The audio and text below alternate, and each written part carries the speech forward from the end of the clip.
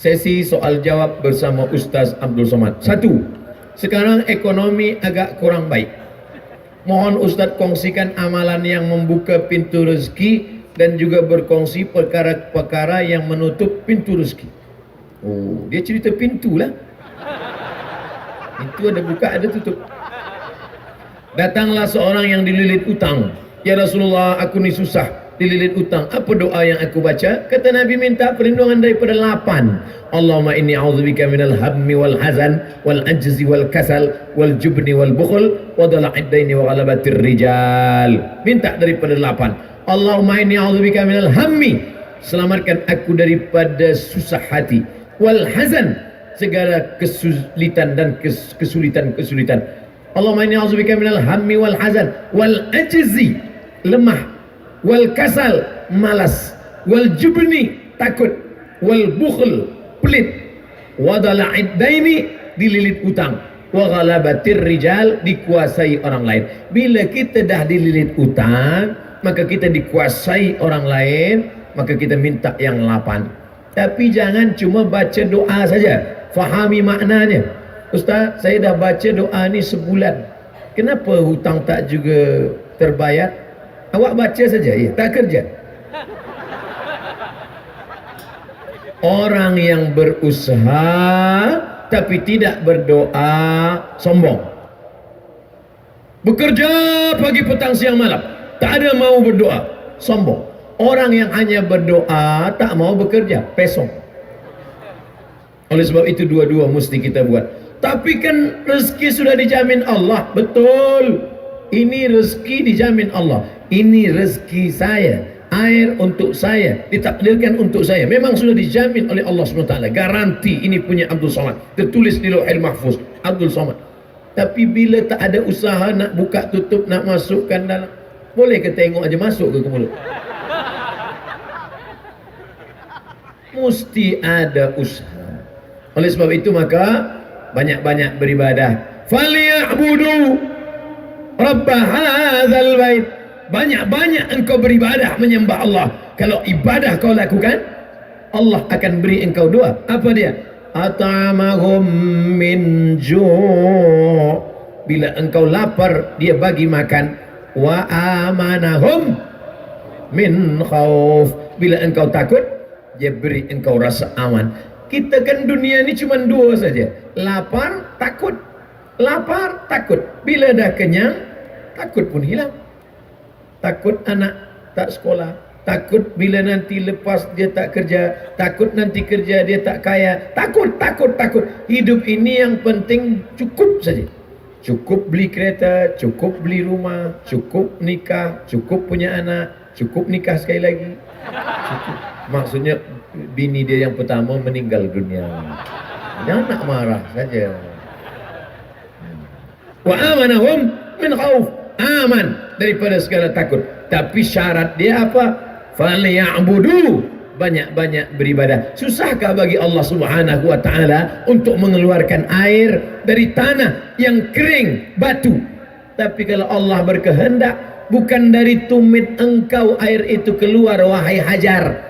Hajar, naik ke Bukit Safa, turun, naik ke Bukit Marwah, tak ada air. Tapi air itu datang dari tumit budak kecil yang belum pandai berjalan. Dari tumit Ismail. Tapi tumit Ismail, dia tengok air.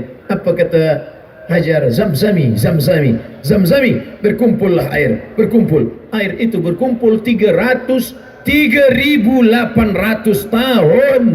Air itu tak kering. Tapi jangan gara-gara mendengar cerita ni, esok dia tak ada kerja. Awak kenapa tak kerja? Kenapa tak pergi office? Kata Ustaz Somad, bukan dari tumit kita rezeki itu datang, dari tumit budak kecil.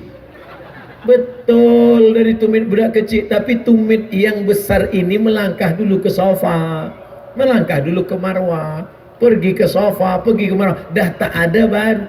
Padahal ayahnya Nabi Ibrahim alaihissalam, anaknya Nabi Ismail alaihissalam, istrinya perempuan solehah Hajar, 3 orang baik. Hajar tak ada angkat tangan, ya Allah bagilah air ya Allah, tak. Tapi apa yang dilakukan Hajar? Naik ke Bukit Safa, naik ke Bukit Marwah, usaha, doa, fatawakkal ala Allah. Apa yang menutup pintu rezeki, Ustaz? Allah sudah tetapkan rezeki kita. Kenapa rezeki itu batal? Kenapa Allah tutup pintu rezeki? Zalika bi anna Allah lam yakum mughayyiran ni'matan an'amaha ala qaumin. Allah tidak merubah rezeki itu. Lalu siapa yang merubahnya? Kita yang merubah kerana perbuatan maksiat. Ni ayatnya. Walau anna alal qura amanu, kalaulah penduduk suatu negeri itu beriman, wattaqau, takut kepada Allah, la fatahna, kami bukakan barakat, barakatin minas sama, dari langit, wal ard, dari bumi.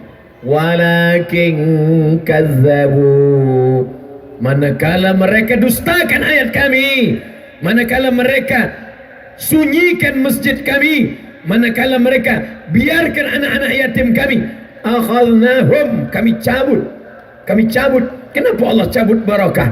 Kerana fadzalikal ladzi yad'ul yatim, membiarkan anak yatim, membiarkan masjid, membiarkan orang susah, maka inilah penyebab pintu-pintu rezeki ditutup oleh Allah Subhanahu wa taala. Wallahu fi aunil abdi, Allah akan sentiasa menolong seorang hamba. Apa syaratnya? Maka al-abdu fi auni akhi, selama hamba itu mahu menolong saudaranya. Engkau sanggup membeli kereta yang mewah, sanggup membeli rumah yang besar, sementara anak yatim fakir miskin tak makan. La yu'minu ahadukum, kamu tidak beriman. Tak beriman, kata Nabi, hatta yuhibba li akhi, sampai kau sayang kepada saudaramu seiman, ma yuhibbu li nafsi, sama seperti sayang pada diri sendiri. Dua, Ustaz, sekiranya saya ingin membuat persediaan kedatangan Dajjal, yaitu dengan menyediakan bekalan air dan makanan yang banyak. Oh, dia dah siap-siap dah. Bila Dajjal datang, saya dah siapkan ini rumah di bawah tanah, ada air, ada makanan. Adakah bekalan ini lenyap dan hilang apa Dajjal muncul? Dajjal boleh tunjuk langit, ya sama imtiri, turunkan hujan. Ya ardi umbuti, wahai tanaman tumbuhkan, tumbuh. Dajjal tunjuk pada mayit, orang mati, ya mayit qum, tegak, mayit tegak berdiri. Bila suruh langit hujan, suruh bumi tumbuh tanaman, suruh mayat tegak berdiri, susahkah bagi Dajjal untuk berkata, hai yang siapkan makanan bawah tanah, hilang. Makanan yang kau simpan hilang. Handphone bawah hilang. Hilang semua. Dajjal punya kerja. Sebab dia nak tunjuk kafir. Jadi yang perlu kita siapkan ini apa? 3. Yang pertama, selepas sembahyang, sebelum salam, selepas tasyahud, Allahumma inni a'udzubika min adzabi jahannam wa min adzabil qabri wa min fitnatil mahya wal mamat wa min syarri fitnatil masihid Dajjal. Yang kedua, hafaz 10 ayat pertama surah Al-Kahfi. Yang ketiga, baca surah Al-Kahfi malam Jumaat. Man qara'a surat Al-Kahfi, siapa yang membaca surah Al-Kahfi pagi Jumaat, siang Jumaat, petang Jumaat, malam Jumaat, sebelum tenggelam matahari hari Jumaat, adha'a lahu, Allah Ta'ala beri dia cahaya, nur minan nur, cahaya ma bainal jumu'ataini, dari Jumaat ini hingga ke Jumaat ini, dari Jumaat ini hingga ke Jumaat ini. Kenapa hari Jumaat? Sebab hari Jumaat hari kiamat. Datang Dajjal hari ini, hari Sabtu, hari Ahad, dia baca hari Jumaat, Allah berikan dia cahaya hingga ke hari Jumaat, maka dia akan dipelihara Allah. Jumaat ini belum kiamat, Jumaat nanti kiamat, Dajjal datang, maka Allah akan jaga dia. Maka nanti minta tolong kepada ustaz, tuan guru, kita mengaji tafsir surah Al-Kahfi, supaya bukan hanya sekadar setakat membaca saja, tapi kita pahami maknanya dan amal perbuatan kita membuat Dajjal takut dan terselamatkan. Mudah-mudahan kita, anak cucu kita selamat daripada fitnah Dajjal. Amin. 3. Mana yang lebih utama antara amanah dan rasa kasihan? Kita diamanahkan untuk menjaga satu institusi agama, membayar gaji pekerja. Ada di antara pekerja yang kurang komited dan gagal menunaikan tanggungjawab bekerja mengikut standar yang ditetapkan, walaupun diberi teguran dan nasihat berulang kali. Berapa kali? Hampir 10 tahun. Kalau ikut amanah, rasanya saya mesti buang pekerjaan ini. Tapi rasa kasihan, kerana nanti bagaimana dia nak menanggung anak, istri, mana yang lebih utama Ustaz? Amanah atau kasihan? La takhunullah, jangan kamu khianati Allah. War rasul, khianati rasul. Wa takhunu amanatikum, kamu mengkhianati amanahmu. Wa antum ta'lamun, dan kamu tahu. Maka oleh sebab itu kita mesti ada punishment, ada hukuman. Bila kamu tidak laksanakan ini, maka akan potong 10%. Bila 2 kali, 20%. Bila 3 kali, dalam Islam pun ada hukuman. As-sariqu, pencuri lelaki, was-sariqatu, pencuri perempuan, faqta'u aydiyahuma, potong tangannya. Ada hukuman. Sebab manusia ini dia tidak akan takut, dia tidak akan jera, dia tidak akan berhenti bila tak ada hukuman. Bahawa kita ada rasa kasih, ada kasih sayang, ya. Tapi bila dia tidak berhenti dari pengkhianatannya, dia akan bekerja tidak sesuai standar, maka kualiti produk akan berkurang. Kita ada zalim pada orang banyak. Rasa kasihan pada satu orang, yang kita kasihan 3 saja, dia, anaknya, bini dia. Tapi produk yang tak baik, sudah zalimi orang banyak. Kasihan kita pada 3 orang membuat kita aniaya pada banyak orang. Ingat, ada orang yang mati menghadap Allah, sembahyangnya banyak, puasa sunatnya banyak, zikirnya banyak, baca Qurannya banyak, tapi hilang. Sebab apa? Sebab amal yang banyak tadi diambil oleh orang-orang yang dia khianati. Maka kasihan boleh, tapi gara-gara kasihan kita tidak menjadi amanah, kita sudah berubah menjadi khianat. Lalu apa solusi? Apa yang dapat kita lakukan? Kita bagi dia peringatan. Bila awak tidak kerja sesuai standar, potong. Bila tidak sesuai lagi, bila tidak kita lakukan ini, maka na'udzubillah, rasa kasihan kita sudah membuat kita tidak amanah. Apakah Nabi SAW pernah melakukan ini? Ya. Pulang kembali daripada Yaman. Ini kambing saya, ini kambing zakat, ini unta zakat, ini kambing saya. Kalau ikut kasihan, tentu Nabi akan berkata, ambillah, saya kasihan tengok engkau, sebab engkau jalan jauh daripada Yaman. Tapi Nabi tidak. Apa kata Nabi SAW? Apakah bila engkau duduk di rumah bapamu, duduk di rumah bundamu, apakah mungkin orang akan datang memberikan engkau hadiah ini? Tentu tidak. Engkau dapat kambing ini sebab engkau adalah amil zakat. Maka Nabi SAW marah. Kemarahan Nabi bukan berarti Nabi tidak kasihan. Nabi itu wa ma arsalnaka illa rahmatan lil alamin. Nabi kasihan, tapi tidak ingin mengkhianati amanah. Maka hati-hati antara kasihan dan amanah. 4. Kenapa ada segelintir golongan yang bagus dalam bab solat berjamaah, tapi bukan sekedar tak hadir, tapi tak cukup dan tak suka dengan majlis ilmu? Siapa golongan ini Ustaz? Mana saya tahu.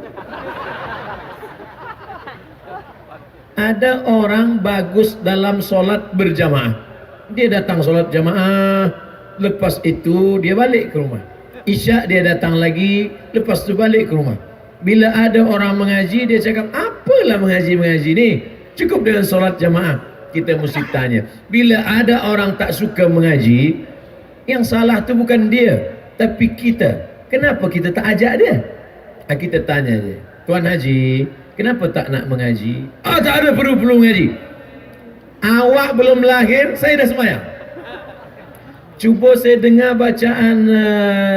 bacaan sembahyang Tuan Haji. Apa awak dengar? Saya nak belajar. Sebenarnya saya pun tak banyak hafaz. Mungkin dia tak nak mengaji itu sebab dia selama ini manakala dia dengar ustaz cakap, ustaz itu menyakitkan hati dia. Ustaz bicara tentang tak pandai baca Quran, dia memang tak pandai baca Quran. Jadi kita ajak dia baik. Ud'u ila sabili rabbik, ajak orang ke jalan Allah. Tuan Haji, ayolah kita berjamaah di masjid. Tak perlu saya berjamaah, penting saya sendiri saja. Esok kita datang lagi. Tuan Haji, ayolah berjamaah. Tak perlu, yang penting saya sendiri saja. Tuan Haji, nanti bila Tuan Haji mati, kan tak boleh jalan sendiri ke kubur kan? Kami hantar kan? Bila tak datang nak ikut majlis kami, kami biarkanlah sampai busuk. Ya, saya datang. Oleh sebab itu maka alaikum bil jamaah, hendaklah dengan jamaah, dengan kata-kata yang lembut, bil hikmah wal mau'izatil hasanah, suri tauladan yang baik.